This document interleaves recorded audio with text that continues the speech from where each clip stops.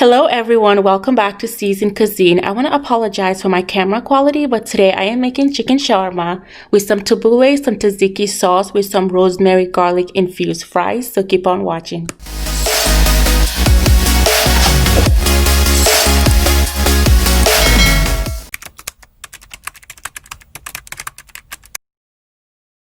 If you don't want to make your own marinade from scratch, check the description box below. I'm going to link this shawarma marinade by a brand called Wild Garden. But for my recipe, I am using some olive oil, some lemon, some garlic. I have some sour cream by the brand Daisy. And I'm also going to be adding some honey to my marinade. And for the dry rub, we have a lot over here, but I'm going to link everything below. But tandoori, garlic powder, black pepper, turmeric, cumin, coriander, paprika, smoked paprika, kosher salt, cinnamon, oregano, ginger, and cayenne pepper.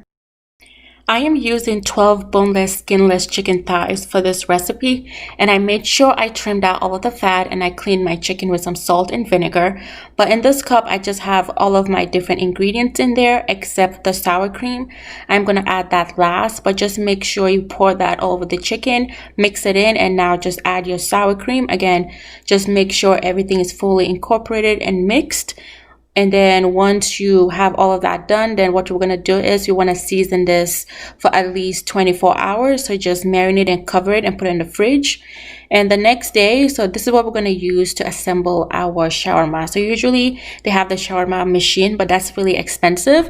So I am instead using this baking tray that has this rack. I'm going to be using the red onion as my shawarma base. And then I'm going to top it with some tomato, and then I am using these three kebab sticks or bamboo sticks, and that's gonna help my shawarma, the chicken, stay in place. So right now I'm just forming a triangle in the onion using the bamboo or the kebab sticks. So as you can see, I am leaving some at the end because I want those little sticks at the end to go inside the little holes in the tray so that our shawarma will be stable and it can sit still while it bakes in the oven. So as you can see right now, that's what I'm talking about. And now we're just gonna start applying or put it in our shawarma or the chicken. So what I'm doing is I'm layering my chicken, but you want to make sure as you're layering the chicken, you want to balance it out. As you can see, the different angles that I'm laying the chicken so that it won't tilt or fall over. So repeat that process. I'm going to be doing that until I reach a height that I feel that is appropriate or good enough. And then I'm going to top the chicken finally with the tomato I have on the side. So continue that process. And now I realized I have too much chicken. It won't fit in there. So I am just using another onion. And this is another way, an easier way you can put the sticks inside the onion. So do this one instead. But this is what it looks like, guys. Once you're done, put it in the oven for about an hour at 350, and that's how you make your shawarma. And now for the tabbouleh. So what I have here is 2 cups of bulgur wheat. You can use quinoa if you want to. And I have this is a chicken stock cube, but you can use any seasoned salt that you have or regular salt. And I'm also going to be using some olive oil. Add 2 1/4 cups of water, olive oil, and any seasoned salt to a pot and let it boil at medium-high heat. Once it's boiled, add your bulgur wheat. You want to add it really fast, and then we're going to stir it and make sure everything is fully incorporated, and just cover it up. And we're going to lower our fire to medium-low heat, and we're going to let our bulgur wheat cook for about 5 to 7 minutes. And once it's cooked, it should look like this. So taste it to make sure it's cooked. If it's not cooked, sprinkle a little bit of water, close it to let it cook some more, but just fluff it out and we're going to let it cool down. So now let's get to our veggies. So for our veggie, we're going to be using some olive oil. We have some black pepper. And we're going to be using some salt for taste as well.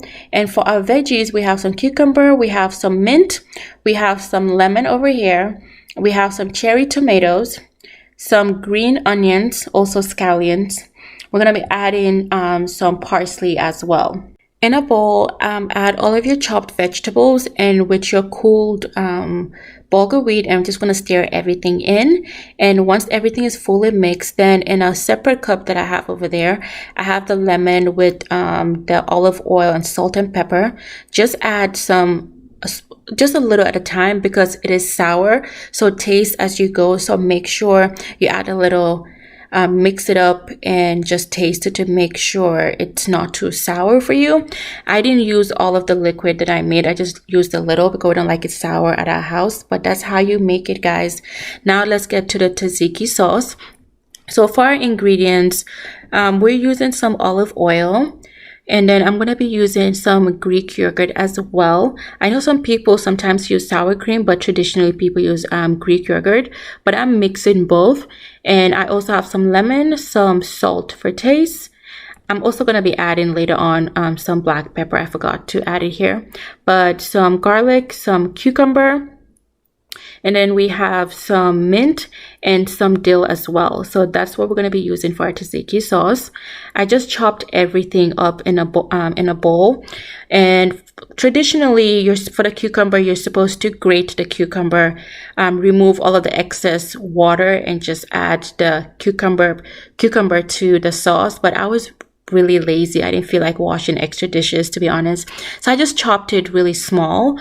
But this is what it looks like. Mix everything in. And then now I'm just adding some salt. And I'm also going to be adding some black pepper, like I said earlier, to the mix. Usually people add black pepper, but I like black pepper in my sauce. But it just depends on your taste. Just taste it to see how much salt and black pepper you want to add. But just mix everything in. And that's it, guys. It's very simple, easy sauce. Now for our rosemary garlic infused olive oil, all we need is 3 ingredients: rosemary, some garlic, and some olive oil. And I like to make this to toss my fries in, as well as I like to put some on my pita bread before I toast it. But just chop everything up and just put it in a bowl. I like to let it sit out for 24 hours prior to serving. And if you have any leftovers, make sure you store it in the fridge, of course. But that's it, guys. This is how you make the infused oil, and this is the final recipe. So we have our cooked shawarma. I tossed my fries in that infused oil, as well as I toasted some pita bread. Again, sorry for the camera quality, guys, but if you like this recipe and you want to see more of Seasoned Cuisine, don't forget to subscribe. Thank you so much.